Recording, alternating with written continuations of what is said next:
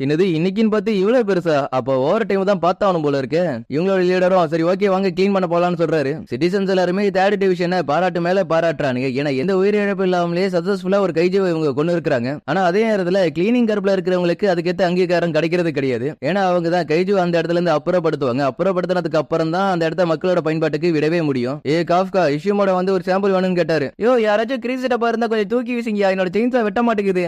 அதை மட்டும் தூக்கிடாதுன்னு காஃப்கா சொல்லி பாக்குறான். ஆனா இவன் அதை கேட்காம தூக்க அது வெடிச்சிருது. அதுல இவனுக்கு லைட்டா இன்ஜுரி ஆயிடுது. காஃப்கா தான் வந்து ஹெல்ப் பண்றான். பெருசா ஒண்ணு இல்ல, சாதாரண ஒரு சின்ன இன்ஜுரி தான், சீக்கிரமா சரியாயிடும். தேர்ட் டிவிஷன் 5 நிமிஷத்துல அவங்களோட வேலையை முடிச்சிட்டு போயிட்டானுங்க. ஆனா நமக்கு இந்த வேலையை முடிக்கிறதுக்கு ஒரு வாரம் ஆயிடும். காஃப்கா இப்ப நீ வேற ஒரு இடத்துல வேலை பார்க்க போறேன்னு இவர் சொல்லவும் எந்த இடம்னு இவன் கேக்குறான். வேற என்ன அந்த இடம் தான். ஐயோ எனக்கு அந்த இடம் வேணவே வேணாம், என்ன விட்டுருக்க. பக்கத்துல இருக்கிறவரும் அது என்ன இடங்கிறத கொஞ்சம் எக்ஸ்பிளைன் பண்றாரு. இங்க நம்ம காஃப்காவும் மனசுக்குள்ள தைரியத்தை வர வச்சுக்கிட்டு இருக்கிறது எல்லாத்தையும் கட் பண்ண ஆரம்பிக்கிறான். வீட்டுக்கு வந்ததுக்கு அப்புறம் பயப்பட படுத்துறா என்னால முடியலன்னு சொல்லிட்டு. இதுல வேற அந்த கைஜு மேல இருந்த ஸ்மெல் இன்னும் இவனை விட்டு போகல. தேர்ட் டிவிஷன்ல இருக்கிறவங்க கைஜு உட்காந்தாங்களே அதை பத்தி நியூஸ்ல சொல்லிட்டு இருக்காங்க. இந்த டிவிஷனோட லீடர் கேப்டன் மினோ அஷினோ 27 வயசுல அவங்க கேப்டன் ஆனது மட்டும் இல்லாம நூத்துக்கணக்கான கைஜூஸா கொண்டு இருக்காங்க. சின்ன வயசுல எல்லா கைஜூஸையும் ஒன்னா சேர்ந்து அடிப்போம் சொல்லி வாக்கு கொடுத்ததை நினைச்சு பாக்குறான். கொஞ்சம் இப்ப எதுக்கு நான் அதை பத்தி யோசிச்சு பாக்குறேன்னு இவன் நினைச்சு பாக்குறான். இல்ல கிளீன் பண்றது ஒரு நல்ல வேலைதான், மக்களுக்கு அது உதவியா இருக்குன்னு சொல்லிட்டு அவனுக்கு அவனே மனசை ஆறுதல் படுத்திக்கிறான். நான் ஒரு நல்ல ரூம்ல தான் இருக்கிறேன், நல்ல சாப்பாடு தான் சாப்பிடுறேன், இதுவே எனக்கு போதாதா? ஆனா அடுத்த நாள் காலையிலேயே பைபுலைக்கு தலைவலியா இருக்கு, இது எல்லாத்துக்கும் காரணம் அதுவா தான் இருக்குங்கிற மாதிரி நினைக்கிறான்.